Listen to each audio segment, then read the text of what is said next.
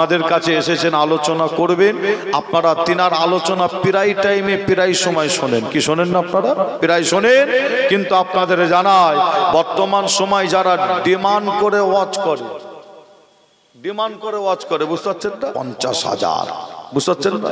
50,000 লাগবে ডিমান্ড, চুক্তি বলছে 50 লাগবে, 40 লাগবে, তাহলে যাব, আর তা না হলে যাব না। তাই তো নাকি? এরকম বিভিন্ন বক্তব্য আছে।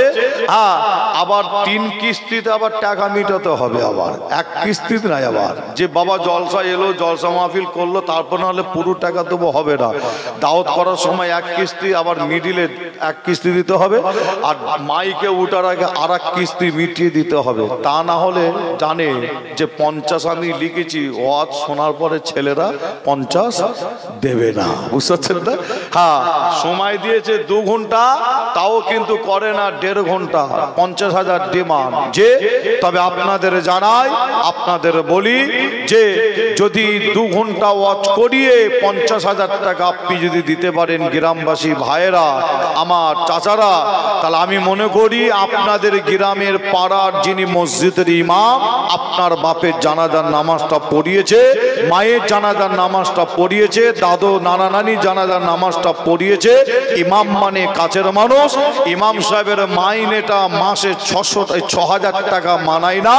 ইমাম সাহেবের মাইনেটা কমসে কম মাসে 70 থেকে 75,000 টাকা হওয়া দরকার বলে আমি মনে করি। ঠিক না ভুল? ঠিক না ভুল? যে ইমাম সাহেবকে দিচ্ছে 4,000, আর 2 ঘন্টা বক্তা দাওয়াত করে এনে তাকে দিচ্ছে 50,000। কবে মানুষ পরিবর্তন হবে? আমি তো চিন্তা করছি যে দাদা হুজুর পীর কেবলা ওসিয়াতনামায় লিখে দিয়ে গেছেন যে চুক্তি করে ধার্য করে জলসা মাহফিল করা কি যাবে না, যে আজ ইঙ্গিত করা যাবে না। আজ আমার মুফতি রজব আলী ভাই বলেন, অল ইন্ডিয়া সুন্নতুল জামাতের ওলামা হযরতরা বলেন, এই ওসিয়াতনামাটা তোলার জন্য বেশি অধিকাংশ তারা আবার চটে গেছে, বুঝতে পারছেন না?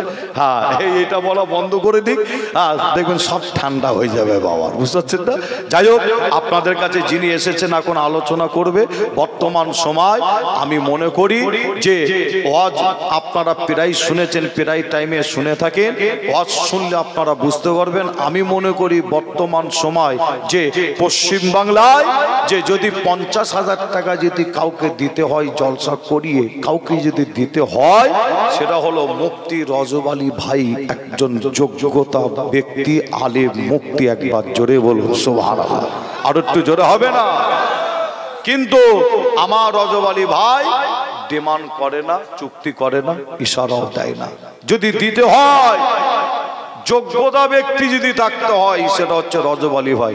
যে সমাজ আজকে দেখেন, আপনার যেদিকে অন্ধভক্ত যাকে বলা হয়, চোখ নাই, অন্ধভক্ত সমাজ কোন দিকে যাচ্ছে, আল্লাহ আমাদের সকলকে হিফাজত করে, সকলকে বুঝার তৌফিক দান করে। আমার রজব আলী ভাই এসেছেন, যে আমার খুব মহব্বতের কাছের, যে প্রায় টাইমে প্রায় সময় ভাইয়ের সাথে দেখা সাক্ষাৎ এবং কথাও হয়। আল্লাহ করে ভাইকে বসে রাখাটা আমি মনে করি এটাও কিন্তু একটা কি, এটাও মনে করি একটা বিয়াদবি। একজন পীরজাদাকে বসে রাখা শুধু বিয়াদবি যে না, একটা আলেম মুফতি ইমাম হোক বসে রাখাটাও এটাও একটা বিয়াদবি মনে করি। তারপরও ভাইয়ের সাথে আমার খুবই সম্পর্ক, তাই তো নাকি? মোটামুটি 1 ঘন্টাও এখন আমি চালাতে পারি নাকি, যে 1 ঘন্টা চালাতে পারি, অসুবিধে নাই। যাই হোক, আপনাদের খেদমতে আলোচনা করবে। ভাইয়ের মাদ্রাসার দিকে আপনারা খেয়াল রাখবেন, জানেন তো আপনারা নাকি? জানেন তো, মাদ্রাসার দিকে খেয়াল রাখবেন। বর্তমান আমাকে কেউ আজও দেখাতে পারলো না, আমি অনেক আগে বলেছি, ভাইয়ের মাদ্রাসায় যাওয়ার পরে প্রায় জায়গায় জলসা মাহফিলে বলেছি, আজও আমাকে দ্বিতীয় কেউ দেখাতে পারলো না। দ্বিতীয় বলতে ওয়েস্ট বেঙ্গলে যত মহিলাদের শিক্ষার ব্যবস্থা আছে, ওয়েস্ট বেঙ্গলে আলহামদুলিল্লাহ অনেকে চালাচ্ছে, তাদের জন্য দোয়া চাই। মহিলা মাদ্রাসা অনেকে করেছে, তাদের জন্য দোয়া চাই।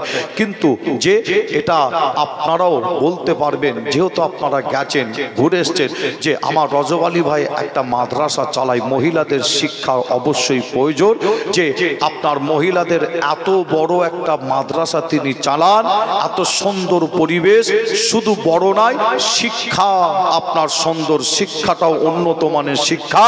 এরকম যে মাদ্রাসা, মহিলা এরকম মাদ্রাসা যে রজব আলী ভাই যে মাদ্রাসা খাদিজা মাদ্রাসা করেছেন, পশ্চিম বাংলার মধ্যে এরকম দ্বিতীয় বড় মাদ্রাসা নাই। একবার জোরে বলুন সুবহানাল্লাহ। আরো জোরে হবে না?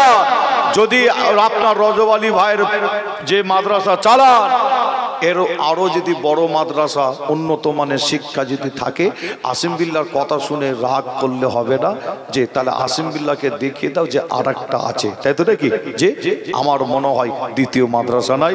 আপনারা ভাইয়ের মাদ্রাসার দিকে লক্ষ্য রাখবেন, সময় দেবেন, অর্থ দেবেন, সহযোগিতা করবেন। আল্লাহ চাইলে আবার দেখা হবে। বিদায় নিই। আসসালামু আলাইকুম। সকলে মহাব্বতে দরুদ আল্লাহুম্মা